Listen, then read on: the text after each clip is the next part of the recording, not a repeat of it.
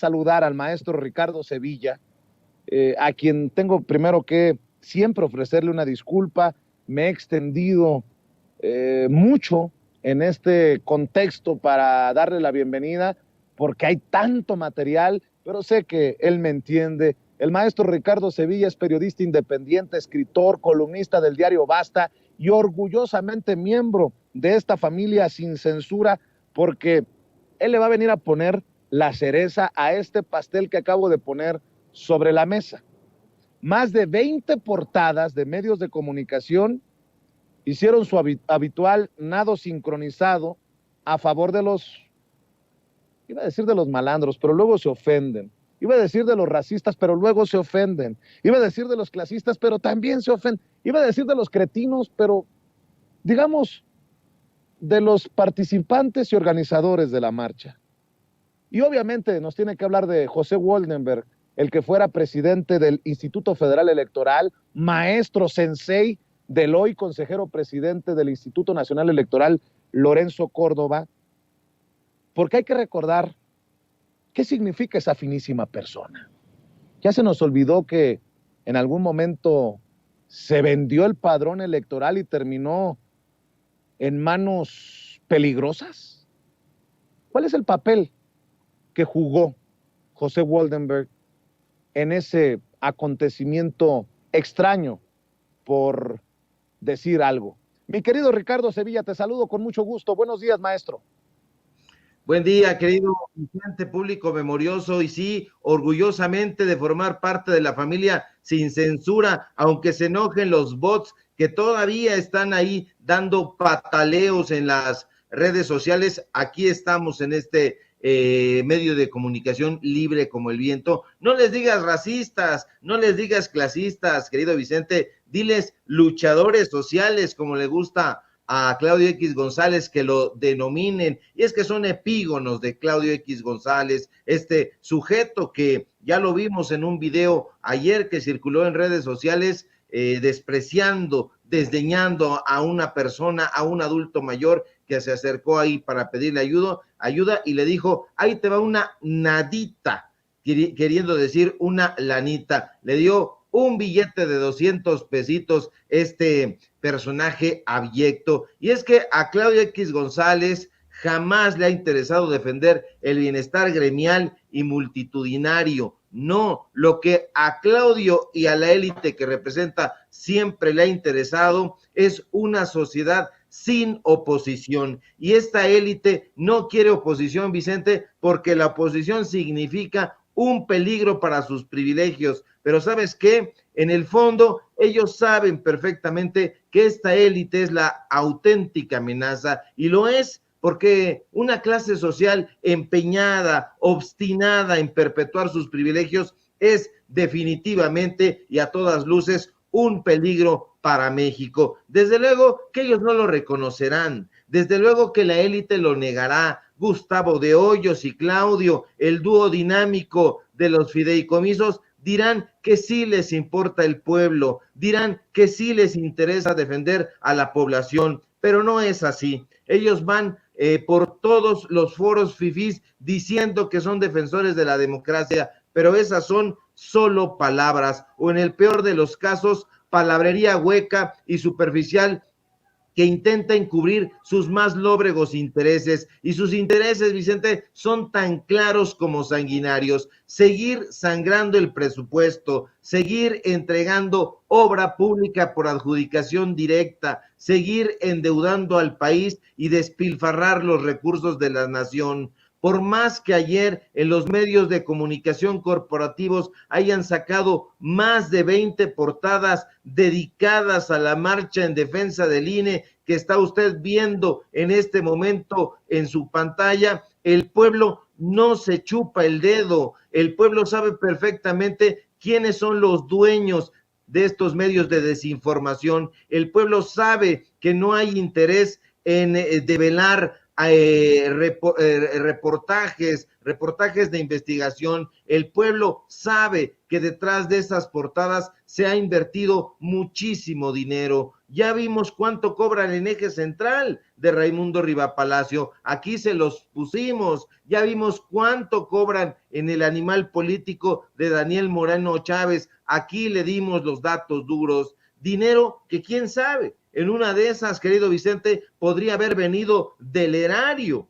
Y es que vimos gorras, pancartas, playeras, mantas y toda clase de artículos publicitarios de muy buena calidad circulando plétoramente en esa marcha. Y también vimos a Lía Limón, la alcaldesa de Álvaro Obregón, repartiendo gorras y playeras, y uno se pregunta, ¿habrá comprado esos productos con el dinero que cobra como alcaldesa o los habrá comprado con el dinero de la alcaldía? Son dos cosas completamente distintas, pero como estos personajes han hecho fama y uno ya no sabe qué pensar, pues bueno, hay que seguirlos exhibiendo, porque al revisar a los personajes que marcharon el domingo, uno se va de espaldas. José Woldenberg, Roberto Madrazo, Miguel Ángel Osorio Chong, Javier Lozano, Elbester Gordillo, Silvano Aureoles, Fernando Belauzarán, Fernando García Ramírez.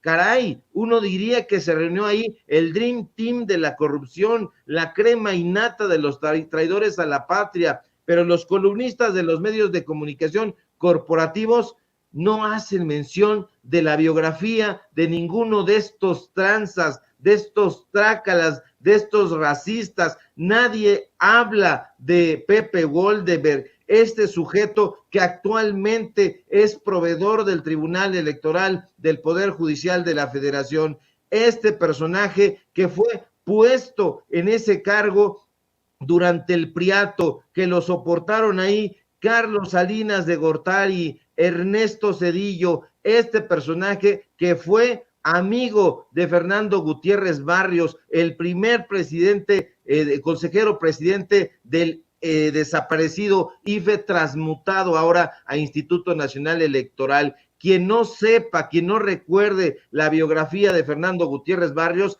que le eche un ojito. Ahí están incluso los mismos televisos en Amazon Prime. Hicieron recientemente una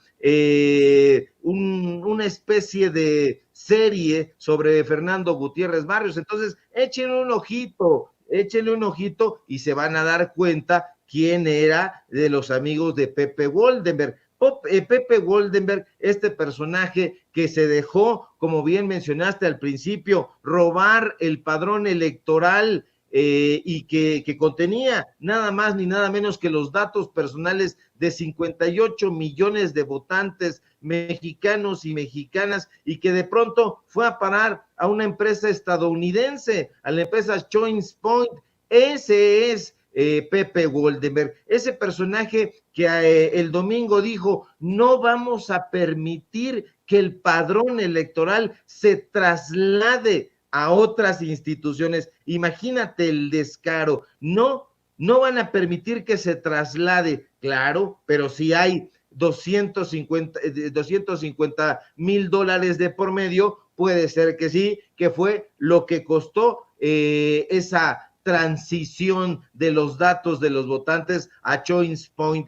Ese es Pepe Woldenberg. Pepe Woldenberg, que ahora está, después de haber criticado a Fernando Belauzarán en la huelga del 2000, ahora está gritando consignas con este porro, este personaje, Pepe Woldenberg, que ha dejado toda dignidad atrás y que ahora se retrata con Sandra Cuevas. Ese sujeto es el defensor, el ultradefensor de la democracia. Pero ¿sabes qué es lo peor, querido Vicente? Que estos personajes no quieren aceptar que son un atajo de rapaces. Tan ciegos los ha dejado su hambre de dinero que no se dan cuenta que el pueblo lleva tiempo reaccionando firme y vigorosamente a sus trastadas, a sus raterías, y López Obrador, aunque les duela, es la prueba más evidente de eso. A López Obrador, y él mismo lo ha reconocido, no lo puso un grupúsculo de personas ni una élite empresarial. A López Obrador lo colocó en esa posición el pueblo de México. La mayoría de los mexicanos y de las mexicanas se dieron cuenta de que el PRI, el PAN y sus aliados se fueron convirtiendo en un grupo político que transformaba las necesidades de la sociedad en aspiraciones individuales. Nunca han trabajado para el pueblo de México, sino para hacer florecer sus negocios y hacer prosperar su satisfacción personal. Jamás les ha importado el bienestar general, y eso hay que decirlo y hay que subrayarlo con todas sus letras, querido Vicente. Mi querido Ricardo, somos muy críticos de los medios corporativos, y te voy a preguntar tu opinión acerca de esto que está circulando profusamente en redes sociales. Denise Merker deja en cosa de un mes y cacho la conducción del noticiero estelar de Televisa. Denise Merker sale de la circulación, deja este malherido noticiario que dejó Joaquín López Dóriga en su momento, en medio de especulaciones y escándalos. Denise Merker deja a partir del próximo 9 de enero la conducción de En Punto y se queda como productora ejecutiva. Y menciono esto no porque esté al pendiente de Televisa, sino yo pregunto desde tu perspectiva si crees que esto también abre la puerta, como lo he dicho en su momento, para que en algún momento regrese a México por la puerta grande un León Krause, hijo de Enrique Krause, hoy encargado del segundo noticiero más importante de Univisión, o el mismísimo Jorge Ramos, porque llega a la silla del noticiero más importante de Televisa, que hay que decirlo, tiene sociedad con Univisión y hasta con Google. Llega Enrique Acevedo, quien era el conductor de espacios en Univisión antes de que llegara León Krause. Después Enrique Acevedo se fue como corresponsal a 60 Minutos de la CBS y se convirtió en conductor en inglés de CBS This Morning, así se llama el noticiario. Yo te pregunto, ¿ante qué estamos? Algunos dicen, una chayotera menos. Yo tengo mis reservas para ir tan lejos, pero sí me llama la atención cómo empiezan a mover sus fichas. Pero bueno, eso es lo que hay, mi querido Ricardo. ¿Cómo ves así de bote pronto? Denise Merker se va porque ha sido una conductora gris. Denise Merker ha sido una pieza fundamental en los análisis que ha tenido ese medio de comunicación Televisa. La vemos sentada en tercer grado, la vemos conduciendo malamente ese noticiero. López Dóriga, pues siempre fue un tipo flamígero, antes de él Guillermo Ortega, Guillermo Ochoa, Jacobo Saludowski, etcétera, pero ella se va definitivamente porque no tiene rating. Imagina, tiene más rating un personaje al que habían corrido como Carlos Loret de Mola. Entonces se va sencillamente por eso. Ahora, era la mirada de los intelectuales orgánicos la única que se tenía durante sexenios. Estos pseudointelectuales, estos pseudoperiodistas merecen el repudio generalizado, y me aventuro a decirlo y a proponer que lo merecen porque sucumbieron al dinero, sucumbieron al chayote, a vender su pluma y su conciencia al mejor postor. Hermano, maestro Ricardo, perdón que te interrumpa, pero ojo que podrían ser la misma burra pero revolcada o peor, porque me acaba de recordar, perdón por interrumpirte, maestro, pero esto es importante. Me acaba de recordar el querido Toño Ruiz, que Enrique Acevedo en su momento fue colaborador de Latinus, de Carlos Loret de Mola y de Broso. Ojo con eso. Sí, por supuesto, y justamente eso es a lo que voy. Se va Denise Merker, insisto, porque no jala la audiencia, no tiene este contacto. Entonces van a traer fichas más pesadas, más vigorosas. No es que ya se vaya a acabar eso, sería lo ideal, lo deseable, pero yo coincido plenamente en lo que dice Toño Ruiz, en lo que comentas tú. Estos personajes, pues no hay que lanzar campanas al vuelo, van a tratar de robustecer su oferta de desinformación. Estos periodistas, llamémosle así, entre comillas, saben que su crecimiento depende de la represión de la verdad, y eso es lo que están haciendo, y eso es lo que van a hacer. Van a sustituir esta pieza, esta ficha, llamémosle así, para que venga otro personaje a suprimir la verdad, porque ellos saben muy bien aquella frase de que la verdad hará al pueblo libre, y no quieren que el pueblo esté libre. Estos periodistas orgánicos, porque no solamente ha sido intelectuales orgánicos como Barta, Waldemar, Krause, Aguilar Camín, sino también ha habido periodistas orgánicos, pudieron utilizar su bagaje para concientizar al pueblo y para lograr un cambio benéfico para la sociedad mexicana, pero no lo hicieron y no lo van a hacer. Han preferido atascarse los bolsillos de dinero que acompañar al pueblo en sus luchas, y eso lo hace simple y llanamente un atajo de traidores a la patria. Ahora bien, afortunadamente en este momento la capacidad intelectual, la capacidad cognitiva de la sociedad ha crecido enormemente, y esas capacidades, querido Vicente, público memorioso, le han dado al pueblo la posibilidad de discernir. La gente ya no se traga cualquier mentira ni pica el anzuelo de la desinformación, y en los medios de comunicación alternativos, independientes, yo me atrevo a decir muy orondamente que estamos preparados para enfrentar ese desafío, para enfrentarlos con datos duros, para enfrentarlos con periodismo de investigación. Así que no cabe agüitarnos, al contrario, están trayendo esas piezas porque ven que nuestros medios están creciendo y que estos personajes ya no gozan de ningún tipo de credibilidad y mucho menos de popularidad. ¿Existe riesgo de que se infiltre gente de Latinus de regreso a Televisa, mi querido Ricardo? No sé si algún día le dé a Carlos Loret de Mola para regresar a Televisa, creo que no, creo que ni siquiera a Broso. Al final, pues está al tiempo para verse, pero Enrique Acevedo fue colaborador de Latinus, y en su momento, uno de los aplaudidores principales de Latinus ha sido León Krause, quien comparte páginas en el Washington Post con Loretito, con los montajes.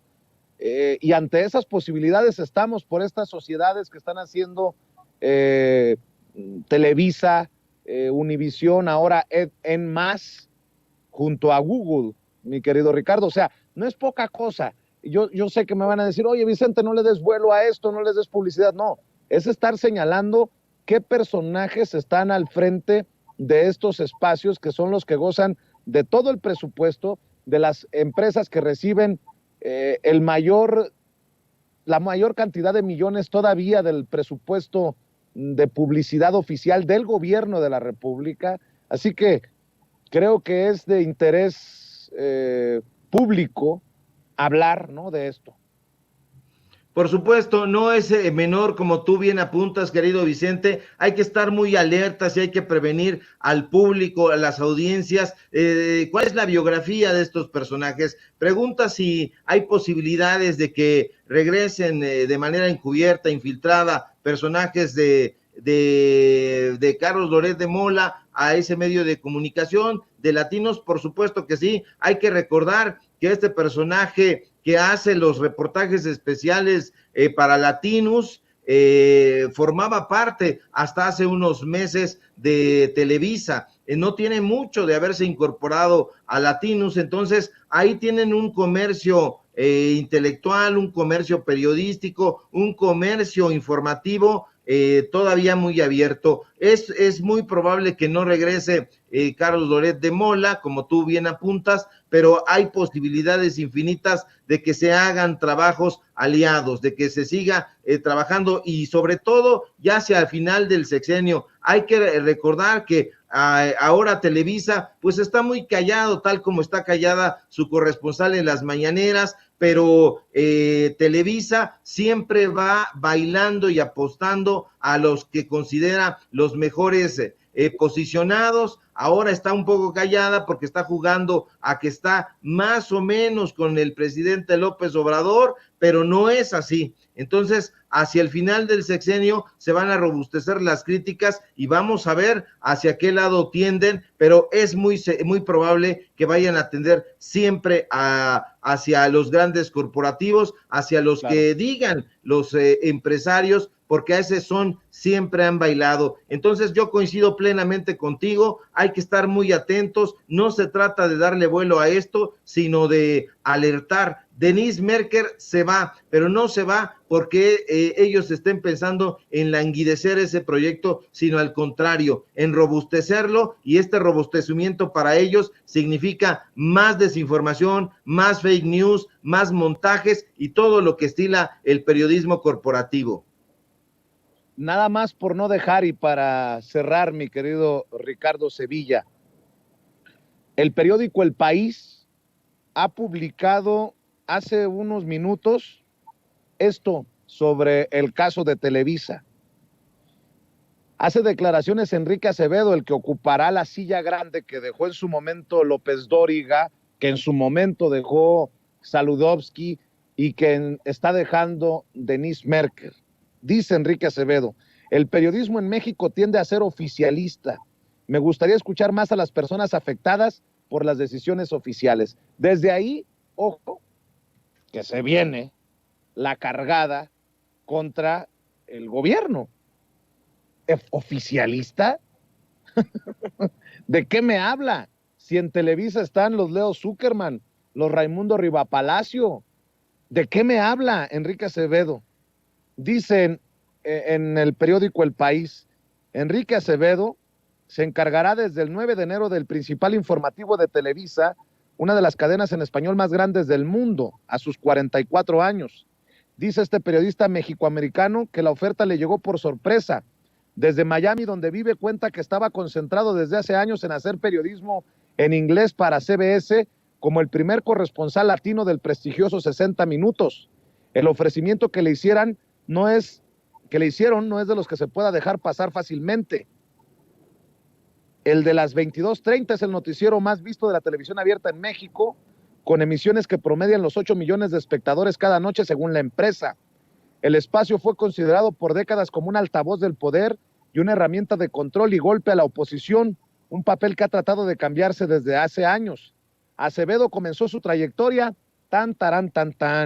en el periódico Reforma, para después viajar a Nueva York a realizar un posgrado de periodismo en la Universidad de Columbia. Tras su estancia en la prestigiosa universidad, pasó 3 años en Televisa y de ahí saltó a Estados Unidos, primero a Telemundo y en 2011 a Univisión. Ahora, tras casi 12 años en Miami, deberá volver a México a tomar el relevo de Denise Merker, la primera mujer que estuvo a cargo del noticiario y quien quedará como productora ejecutiva tras 6 años en pantalla. Solo pregunto por lo que leí del periódico El País. ¿Le afectará haber vivido en Miami estos años, rodeado de los Marco Rubio, de las Elvira Salazar, de los Jorge Bailey, de los Jorge Ramos? ¿Le nublará su visión para regresar a México y buscar ser objetivo e imparcial? Diría el príncipe de la canción José José, pero, en fin. Mi querido Ricardo, vamos a cerrar invitando a la gente para que amor con amor se pague, para que te apoyen en tus trincheras. Cierro con cualquier comentario, con cualquier opinión, mi querido Ricardo Sevilla. Claro que sí, querido Vicente, no le va a nublar la visión a Acevedo porque regresa a casa, esa visión la tuvo desde siempre. Hay que recordar que el periódico de Junco de la Vega tiene una escuela de periodismo. Si tú egresas de una universidad pública o privada, no importa, recién egresadito, ellos te meten a su escuela de periodismo para que te formen editorialmente, opinativamente en la ruta de ese periódico, que es un periódico de corte corporativo y que sigue específicamente las reglas y la ruta de Alejandro Junco de la Vega. Entonces, si él se formó en esa escuela de periodismo, no tiene la visión empañada ahora en Miami, sino la empañó desde el comienzo. Si también estuvo en Televisa, bueno, regresa a casa, solo que ahora más robustecido en la beligerancia, más robustecido en este convivio que ha tenido con Krause Jr., con Jorge Ramos y con todos estos personajes que forman parte de una grey periodística que está muy lejana del pueblo de México. Entonces yo creo que la gente va a estar muy alerta, a ella siempre le gusta buscar las biografías y se va a dar cuenta de que en el retrato de este personaje se va a encontrar con muchas cosas obscuras que lo vuelcan totalmente hacia la derecha, así que ya veremos cuál es la propuesta y a nosotros nos va a restar, querido Vicente, continuar con este trabajo tan vigoroso que estamos haciendo desde los medios de comunicación independientes y sobre todo con trabajo periodístico, informativo y de datos duros. Síganme por favor en mis redes sociales, en Twitter, @SevillaCrítico, en Facebook, Ricardo Sevilla, así nada más. En los datos duros, hoy tenemos informativo en punto de las 8:30, es Ricardo Sevilla, los datos duros. Síganme por favor en mi columna del diario Basta, ya la compartimos en redes sociales, y síganme por supuesto aquí en La Familia Sin Censura, donde estamos practicando un periodismo libre e independiente y libre como el viento. Si todo marcha bien, querido Vicente, ojalá que sí, nos encontramos el día de mañana para Investigación Especial. Recibe un fuerte abrazo y también producción y la audiencia. Gracias, mi querido Ricardo, el maestro Ricardo Sevilla, hablando con nosotros sin censura. Pues fíjese que Alejandra del Moral, y grábenme, don David, Alejandra del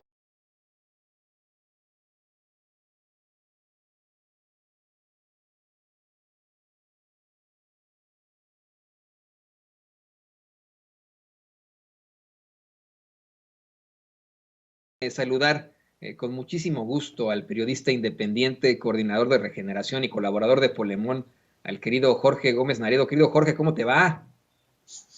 Hola, ¿cómo estás, Toño? Pues aquí muy contento de estar en Sin Censura. Contentos de tenerte aquí con nosotros. Hoy vamos a hablar de un tema muy interesante contigo, querido amigo. Vamos a hablar de cómo es que pues, el presidente López Obrador incluso se ríe al decir que a pesar de todo el dinero que han invertido, todo el poder que tienen los oligarcas, sus voceros, intelectuales orgánicos y alcahuetes, pues no han podido. Pero para darle contexto a todo esto, me gustaría que retomáramos algo que hace unos momentos planteó Vicente Serrano y que es importantísimo.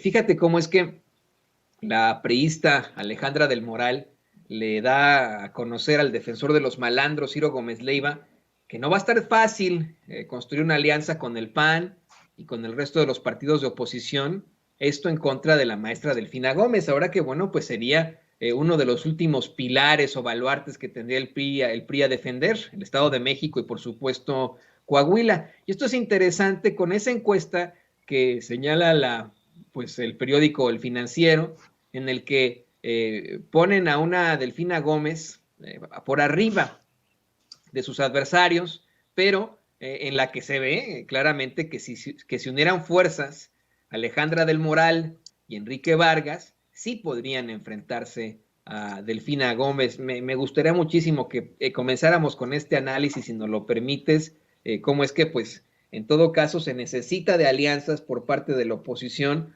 para poder enfrentar a los candidatos de Morena, sí, a pesar de las marchas, a pesar de todo el dinero invertido, a pesar de todo lo que tienen, se necesita de mucho para poder enfrentar ahora a los candidatos de Morena.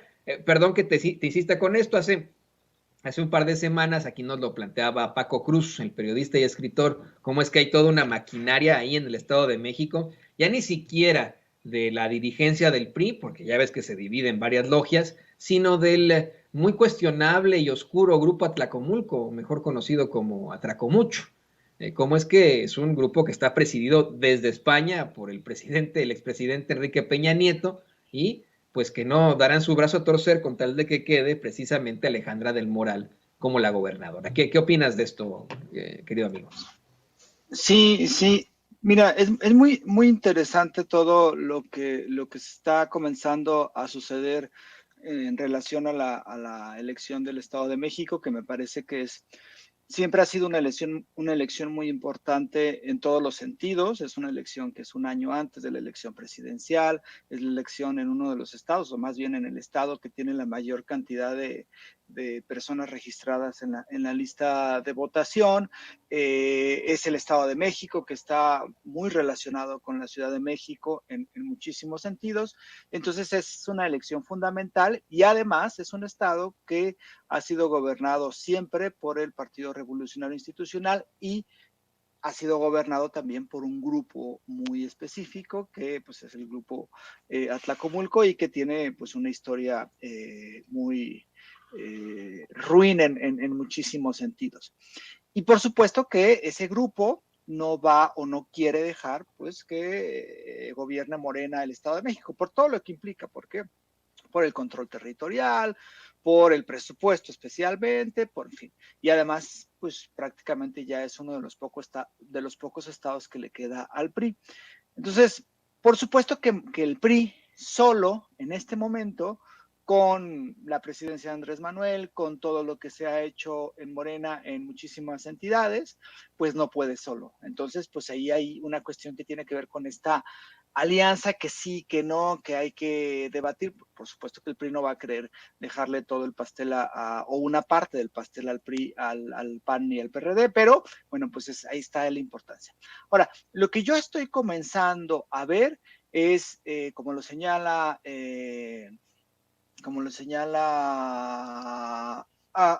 ¿quién lo señaló en Sendero? Arriola, como lo señaló Federico Arriola en el Sendero del Peje, pues que va a haber una maquinaria, no solamente la maquinaria que tiene digamos, su centro neurálgico en el Estado de México, que es la maquinaria de compra de votos, la maquinaria de hacer de campañas en territorio, ¿no? Que muy bien describió Bernardo Barranco para la elección del 2012, donde fue una de las elecciones más cochinas que haya habido en este país. Pero también hay una maquinaria que se va a empezar a echar a andar que es mediática. Y lo vemos muy bien en el caso de la encuesta del Financiero, porque hace unos días también Reforma sacó una encuesta donde pues se ve perfectamente que hay una diferencia muy amplia entre Morena y los demás partidos políticos. Pero, bueno, esto no quiere decir que la encuesta de Reforma sea buena, ¿no? Pero sí es que sería muy grotesco mentir. Pero el Financiero con Alejandro Moreno, que además Alejandro Moreno hasta hace algunos años era muy respetado, me parece, como encuestador, pero en las anteriores elecciones fue patético, ¿no? Diciendo que había ganado el candidato de cabeza de vaca en Tamaulipas, en fin, erró muchísimo en sus encuestas de salida y así ha dado una tendencia, me parece, a dar resultados muy erráticos.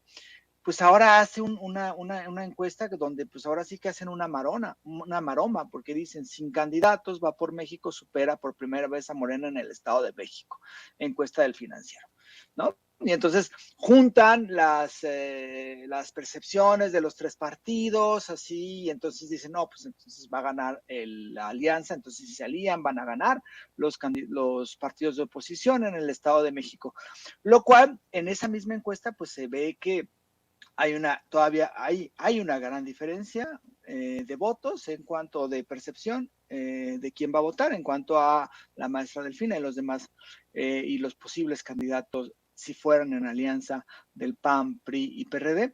Entonces, el punto es que hay o que se está echando a andar una campaña mediática que es una campaña que no es nueva, y que haya utilizado el PRI. Si tú recuerdas, con Enrique Peña Nieto fue prácticamente lo mismo. Enrique Peña Nieto desde el 2007 empezó a estar en las encuestas para la presidencia y de ahí subió y no lo bajaron. Es decir, la estrategia en ese entonces del PRI, cuando era ya gobernador y que tenía la intención de ser el candidato a presidente en el 2012, pues inició por las propias encuestas, es decir, posicionar a este personaje y decir que era prácticamente imbatible, que nunca bajó de las encuestas, y hay que recordar las encuestas, por cierto, que anunciaba Ciro Gómez Leiva todos los días diciendo no va a ganar Andrés Manuel, Peña Nieto es imbatible. Entonces me parece que hay una nueva campaña, claro, ahora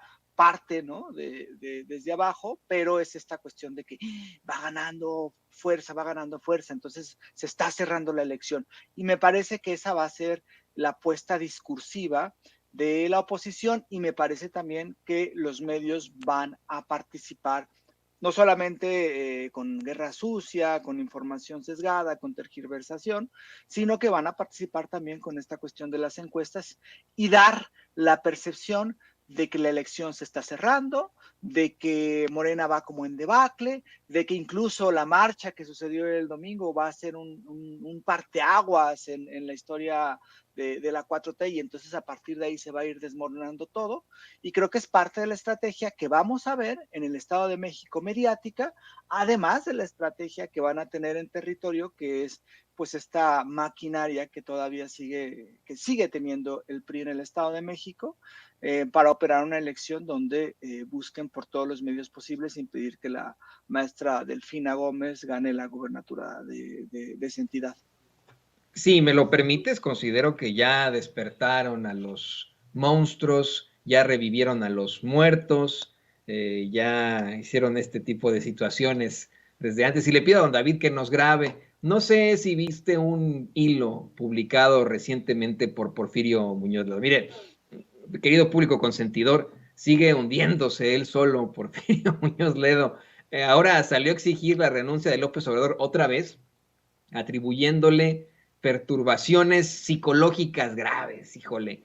Yo creo que el único perturbado aquí, gravemente, pues parece ser Muñoz Ledo. De hecho, ¿qué te parece si leemos parte de este hilo? Es un hilo corto que publica este cuate.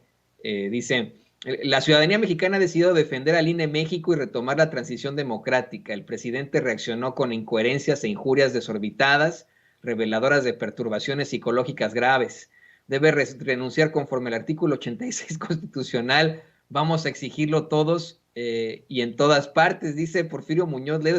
Me parece que está muy perturbado él, psicológicamente grave, si hablamos de situaciones así. Pero mira, querido Jorge, yo soy periodista, no soy psicólogo, ¿no? Esto me parece que uno lo podría decir simple y sencillamente al no ser neurótico, al ver lo obvio. Creo que el único perturbado aquí es Porfirio Muñoz Ledo, pero tiene mucha razón en eso de que estarán intentando garantizar esta oposición, en todo caso, a López Obrador, con una marcha en la que definitivamente pues, no llegaron a los números esperados, en la que definitivamente no fueron 1 millón, ni 800,000, ni 300,000, que se habla, sí, de unos 60,000 asistentes, y eso ya exagerándole muchísimo, y que en nada tiene pues comparativo con la realidad, con lo que plantean las encuestas, incluso de los medios de comunicación corporativos, incluso de un medio,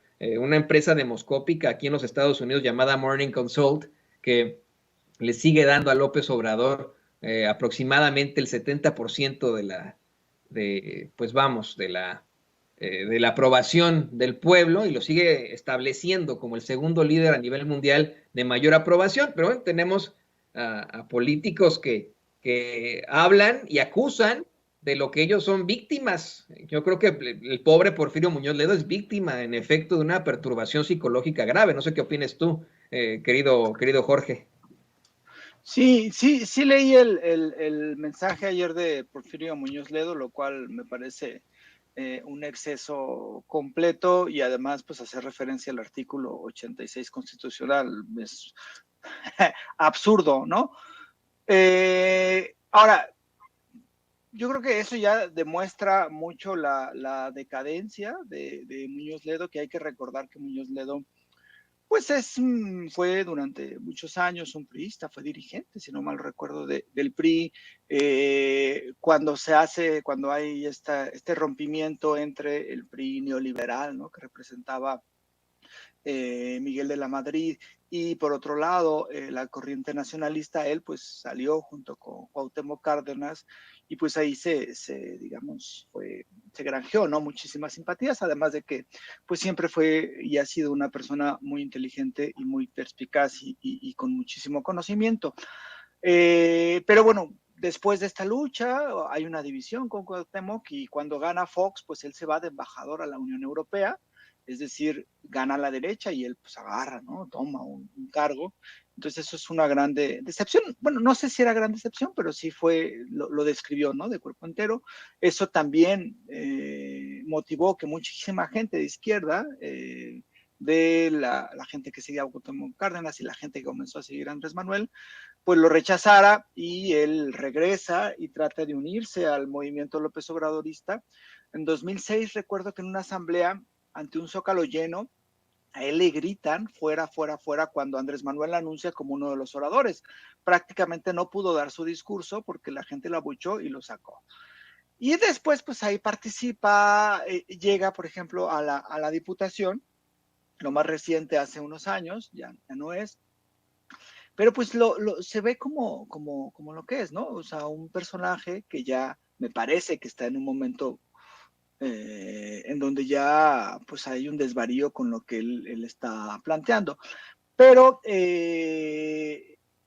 lo que me sorprende es que esta cuestión de la renuncia no fue una de las consignas, ¿no? En la marcha del domingo, pero no sé si hacia allá vayan, no sé porque en realidad tampoco son tanto, no es tanto tiempo, son ya 2 años, pero sí me parece que evidencia a un sector que odia, ¿no? En esta cuestión muy irracional al presidente, pero sí, no, yo no escuché que fuera como una consigna, más bien era la consigna de que se muera, más bien era la consigna de que va contra la democracia y como una cuestión de prepararse para el 2018 más, para el 2024 más que la renuncia. Por eso, pues salta un poco esto de ¿cómo se llama? De Porfirio Muñoz Ledo, en una manifestación que fue hace creo que como 2 o 3 años, la primera de la derecha que no tuvo mucha fuerza, aunque la presumieron también como si hubiera tenido mucho impacto. Ahí sí creo que lo que exigían uno de los puntos era la renuncia de Andrés Manuel. Entonces, pues sí, me parece que esto evidencia a este sector desencantado, ¿no? Del presidente, pero que en realidad es un sector que está enojado porque no recibió lo que ellos pensaban que debían de recibir del gobierno de Andrés Manuel. Es totalmente el caso de Muñoz Ledo. Yo, más que en efecto ver esa perturbación psicológica grave que sufre, en todo caso, Muñoz Ledo, más que hablar de situaciones de la edad, insistiendo en que los adultos mayores, nuestras personas de la tercera edad, tienen por supuesto toda la fuerza para continuar trabajando, echándole ganas y aportar con mucha fuerza a nuestra comunidad y nuestra sociedad. Creo que más que eso, más que este tipo de situaciones que enfrenta Porfirio Muñoz Ledo, pues es una inmadurez mental, ¿no? Una inmadurez terrible de pues no poder aceptar su realidad, no poder aceptar que él no haya conseguido ser el dirigente de Morena, no haya conseguido tener otro tipo de cargos, que termine su carrera política siendo pues diputado, ¿no? Hay como una diputación que le dieron ahí, como, pues ahí tienes, chavo, gracias por participar, ¿no? Así de sencillo. Y de esto se da cuenta la gente. Quiero pedirle al público, a don David que nos grabe, porque hoy el presidente López Obrador, me llama mucho la atención esto que planteaba, riéndose, dijo que a pesar de que pues, han utilizado una cantidad de dinero impresionante, a pesar de todo el poder de los oligarcas, de sus voceros, de sus intelectuales orgánicos y alcahuetes, no han podido ni podrán, porque la mayoría del pueblo apoya su gobierno. Habla de esta situación que tanto les molesta y que han utilizado incluso hasta para la burla en la oposición. El amor con amor se paga. Y dice, bueno, a ver, nosotros representamos al pueblo porque el pueblo confía en nosotros. ¿Tú qué opinas de esto, querido Jorge? Sí, la cuestión de la relación que existe entre el presidente y la gente es un sentimiento que yo creo que debería de estudiarse muchísimo desde la academia. Esta cuestión de amor con amor se paga, las muestras de cariño, porque es un sentimiento muy interesante. La otra vez hubo un video que creo que se hizo muy, muy viral, en donde había un señor que le regalaban, ¿no?, un cartón de la imagen de la efigie de Andrés Manuel López Obrador, que lo volteaba a ver y que se ponía como muy contento, se levantaba, era como su cumpleaños, era como el regalo que le habían dado, se levantaba y lo abrazaba, ¿no?, al presidente. Y yo creo que eso es algo que evidencia muchísimo la forma en cómo se relaciona el pueblo, ¿no?, con el presidente. Durante muchísimos años, los mandatarios, los presidentes, bueno, todavía, ¿no?, muchos gobernadores, presidentes municipales, diputados, senadores, siempre fue la distancia la que marcó esta relación, es decir, la distancia entre el poder, el poderoso y el pueblo, ¿no? Y esta distancia en donde prácticamente pues sí, los personajes de la esfera pública pues nunca miraban a la gente, nunca se preocupaban por lo que pensaba, nunca se preocupaban por acudir a estos espacios. Y yo creo que la historia de Andrés Manuel López Obrador, que ha sido una historia de constante cercanía con el pueblo, no solo desde que quiso ser presidente, no. O sea, es una historia de cercanía desde hace muchos años, desde que estaba en Tabasco, desde que fue parte del Instituto Nacional Indigenista, que iba con los chontales, que estaba ahí, que se preocupaba. Esa es una forma distinta de tener un contacto con la gente y al mismo tiempo él la transformó en una forma distinta de gobernar en la población y pensando en el pueblo, ¿no? Entonces esto, por supuesto que molesta mucho, porque es algo que no sé si comprendan, pero los de oposición, pero es algo que pues los llena de odio hacia él. Y es algo que también, por ejemplo, se vio en la marcha, porque la gente en la marcha decía, es que no es posible que la gente quiera a este loco, ¿no?, dictador, y es que son tontos los que lo aprecian y votan por él, o están pagados, o les dan unas, pues no sé, unas migajas, ¿no? Hay unas entrevistas que la reportera de Polemón, Beatriz, hizo muy bien, ¿no? Y que evidencian cómo pensaba esta gente. Y yo creo que esa es una relación que no comprenden y que creo que es esta parte fundamental del gobierno de Andrés Manuel, que es su cercanía con el pueblo, su cercanía con la gente y este sentimiento que al final, pues hablamos, ¿no? O sea, la política también tiene que ver con sentimientos, la política tiene que ver con razón, pero también tiene que ver con sentimientos y yo creo que hay una cuestión muy importante en ese sentido. Y por supuesto la oposición se burla en todo ello, pues de esta fortaleza que me parece que tiene el gobierno de Andrés Manuel. Así es una estrategia que se ha utilizado en otros momentos históricos y que no a muchos líderes les ha funcionado el mantenerse cercanos al pueblo por precisamente la hipocresía que caracteriza a muchísimos políticos. Yo quiero insistir, este no es un espacio de apapacho a López Obrador o a la Cuarta Transformación, pero sí le tenemos que ser absolutamente claros a usted que nos ve, que nos escucha. Aquí le presentamos la noticia tal cual es, con todo el rigor periodístico.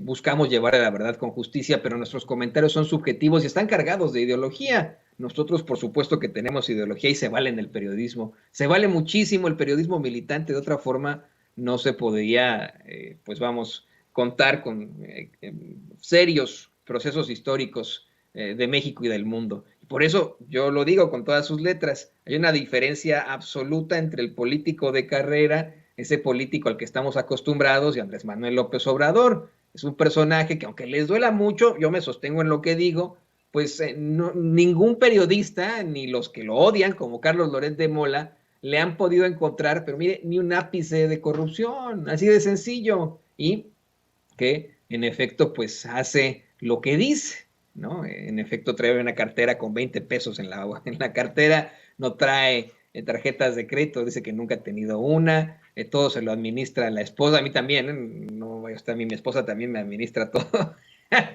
pero esa es la realidad de ese presidente que sí es cercano a la gente, sí se sienta a comerse unos tacos con la gente, sí platica con ellos y siempre lo ha hecho como bien menciona el querido Jorge Gómez Naredo. Querido Jorge Gómez Naredo, me gustó muchísimo una vez más platicar contigo. Te agradezco esta aportación aquí a Sin Censura. Por favor, compártenos tus redes sociales para que la gente pues te lea y te busque con tus aportaciones. Sí, muchas gracias, Toño. Sí, yo estoy participo en Polemón, polemón.mx es la página y sus redes sociales son Revista Polemón, tanto en Facebook como en Twitter. También coordino el periódico Regeneración, que está en la página de Morenflix, si alguien lo quiere descargar, pues ahí está, el último número, que fue el de noviembre, diciembre, ya está ahí descargable y lo pueden compartir, bajar en PDF y bueno, difundirlo a quienes ustedes decidan. Y bueno, yo estoy en Facebook como Jorge Gómez Naredo y en Twitter estoy como JG Naredo. Y bueno, pues ahí estamos. Y los lunes generalmente participo en un programa en Capital 21, que creo que es una televisora que está haciendo muchas cosas muy interesantes, ¿no? Entonces ahí generalmente los lunes estamos discutiendo pues temas de coyuntura, ¿no? Desde un punto de vista crítico y también para hacerle frente pues a prácticamente pues todos los medios de comunicación privados, ¿no? que tienen un discurso y que creo que a partir de la marcha del domingo va a ser mucho más grotesca su forma de atacar a todo lo que huela a Andrés Manuel López Obrador. No, ha ido incrementando y ha estado terrible, pero aquí seguiremos con mucho gusto ante la guerra de las narrativas. Querido Jorge, ahí lo tiene usted, periodista independiente, el coordinador de Regeneración y colaborador de Polemón, el querido Jorge Gómez Naredo, aquí en Sin Censura. Y hablando de Polemón...